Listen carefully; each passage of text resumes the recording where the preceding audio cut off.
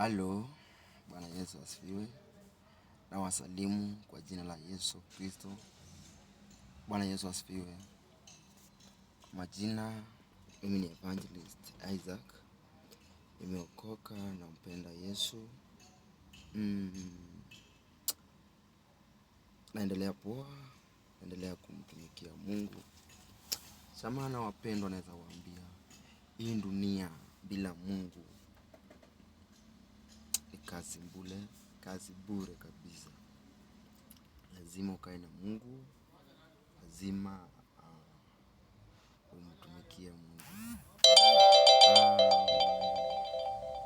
Niliokoka nikiwa kijana mdogo sana, na nikaanza injili.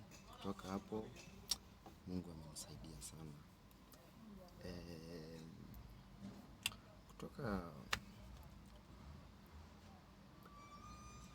2012 ndio niliokoka. Nimeona Mungu akinitendea mambo mema, mambo ya ajabu, mambo makuu. Penda ile kitu ya maana, umtumikie Mungu na umpende Mungu na ushike njia za Mungu.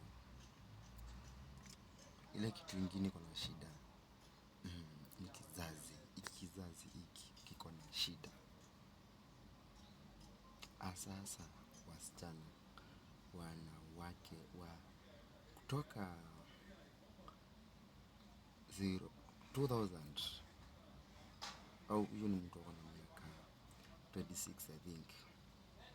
Hao watu wanahitaji maombi. Hao watu ndio hawana ndoa. Hao watu wameolewa wakaacha ndoa zao.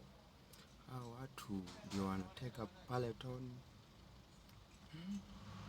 Mambo yalikuwa mbaya. Nawatishia neema. Nawaombea Mungu awasaidie.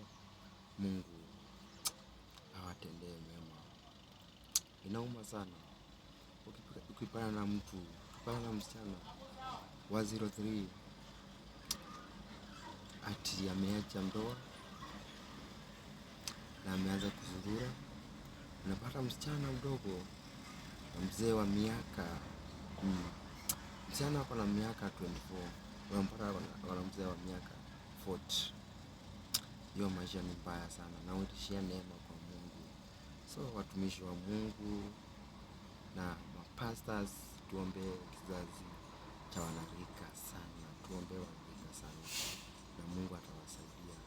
Kama umesikia hii video, share na like. Na usimame kwa maombi sana. Maombi ndio kila kitu. Maombi ndio kifunguo. Ukiomba Mungu atakusaidia. Ukiomba Mungu atakupeleka level ingine. So, majina yangu ni Evangelist Isaac. Mungu atendee mema na Mungu awabariki. Amen. Amen.